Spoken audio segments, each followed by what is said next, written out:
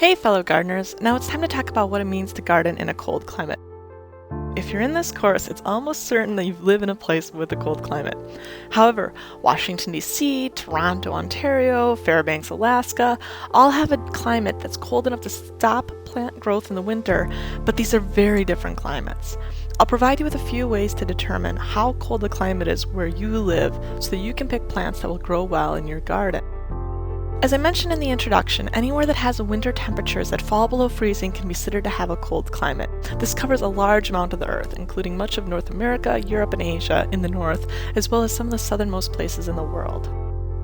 Here are some clues you live in a cold climate. You live in a place that has 4 seasons: spring, summer, fall, and winter. You have a true winter season, which includes freezing temperature and frost. There's a good chance that you get snow, which might be occasional or long-lasting, and ice. A big clue that you live in a cold climate is that you live in a place where there are deciduous trees that lose their leaves in the fall. Another big clue is your wardrobe. Do you have winter coats, boots, gloves, and hats? Needing to layer up in winter is probably the easiest way to tell if you live in a cold climate. Now, not all cold climates are the same, and the number of winter coats, hats, boots, gloves, everything that you own probably tells you a lot about how cold your climate is, or how much you love clothes. Why does this matter for gardening? Because plants have different tolerances to cold temperatures. This tolerance is called hardiness, and the plants that can stand colder temperatures are said to be more hardy. Here's one example. Let's say that you want a medium-sized perennial plant along the lines of a large shrub or small tree with pretty white flowers. If you live in a place with a mild to moderate winter, say St. Louis, Missouri, or New York City, you might consider an azalea because they have really nice large flowers. However, if you live someplace that has a more severe winter, like Minneapolis, Minnesota, or St. Petersburg, Russia, it's unlikely that the azalea would survive the extremely cold winter temperatures that you get. In that case, something like a choke cherry might be a more suitable plant for that climate. Another way to describe your climate is to know your growing season. The growing season, also called the frost-free or freeze-free season, is the time of year between the last frost in the spring and the first frost in the fall, and a freeze is generally defined as low temperatures that reach freezing, so 32 degrees Fahrenheit or 0 degrees Celsius. The growing season is important because it helps describe how much time is available for plant growth, since plants need temperature to rise above freezing in order to grow. Here are the first and last frost dates for 3 cities in the United States, just to give you a sense of how much this can vary. Later in the section, we'll do an activity so you can find the growing season for your location. One thing that's important to note is that these dates are just averages. For Jackson, Wyoming, the average last freeze date is June 25th. In most years, the last spring frost will occur sometime between June 4th and July 15th, which is a potential range of about 6 weeks. June 25th is the average, but gardeners in Jackson and everywhere else need to be aware that it could be earlier or later in a single year. This average is helpful for garden planning. Here we have 3 different growing season lengths, ranging from 72 days to 208 days. Knowing the growing season helps us figure out what we can and can't grow. Here are 2 examples. Lettuce can be planted early in the spring and grows rather quickly. Leaf lettuce can be ready in just 45 days, while larger head-forming lettuce might take longer, maybe 100 days or so. Recommendations are often to start planting lettuce directly into the soil 2 weeks before the average last frost, and then plant more every 2 weeks for a continuous harvest. Because lettuce can grow fast in cool temperatures, it can be grown nearly anywhere during some part of the gardening season. In comparison, peanuts need a long growing season and lots of heat. Most larger varieties of peanuts need 120 to 130 days to mature, although some varieties can mature in as little as 100 days. Also, you can't plant peanut seeds early in the growing season. The soil and air need to be sufficiently warm. So seeds would need to be planted straight into garden soils 3 to 4 weeks after the last frost occurs, or started indoors and transplanted outside when temperatures are warm enough. That means peanuts can't be grown at all in places with very short growing seasons, and that gardeners with somewhat short growing seasons will have to work as hard to grow peanuts by selecting faster maturing varieties and finding ways to keep the plants warm and happy.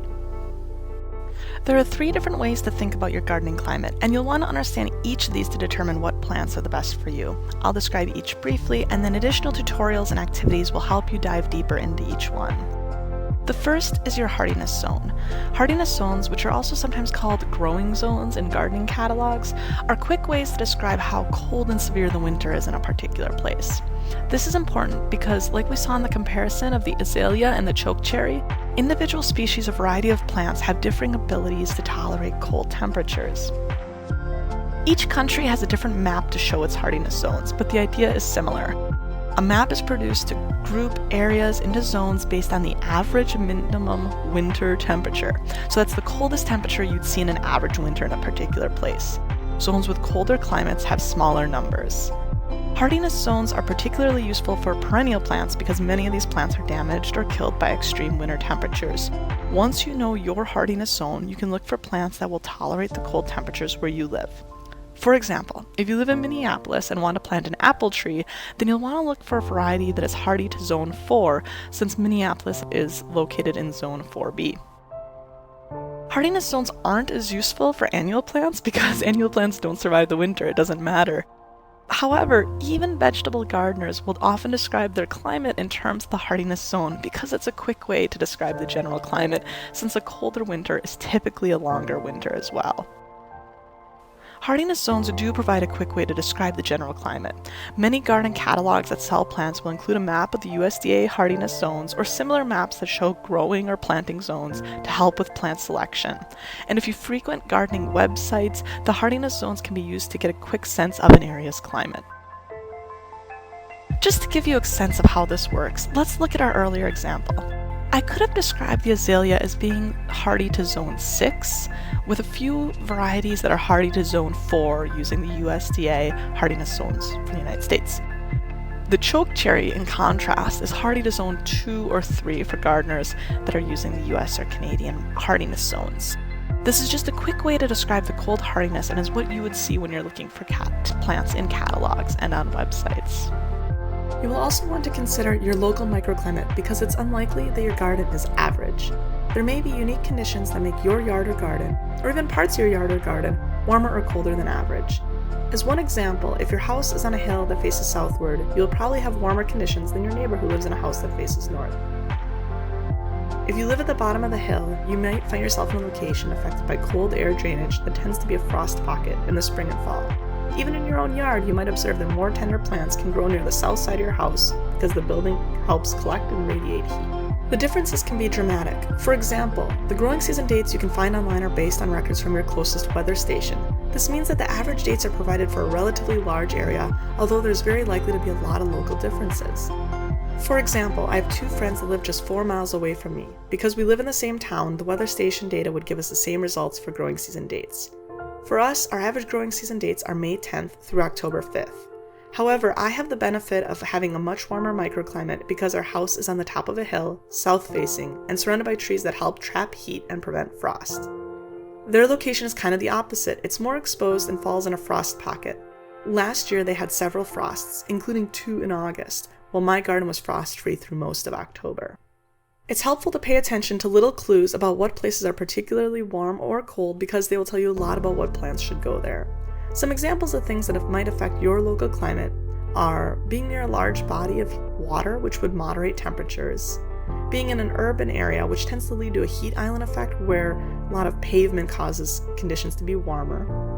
North-facing locations tend to be cooler, while south-facing locations are warmer in the northern hemisphere, otherwise flip that around. And cold air drainage can cause frost pockets, particularly in the spring and fall. Spring and fall are good times to go looking for clues on your local microclimate. Over time, you can see patterns in where snow settles and sticks around, or where frost is more likely to occur. You can also have microclimates within your garden or yard. Here's a photo of my garden in early spring, just after the snow has melted. I'm lucky because my garden slopes gently towards the south and has a clear view to the south and the sun, so the snow melts off my garden earlier than in other parts of our yard. We do get a lot of snow where I live, which falls on the garage roof, slides off, and piles up on the north side of the garden, which you can see in the photo.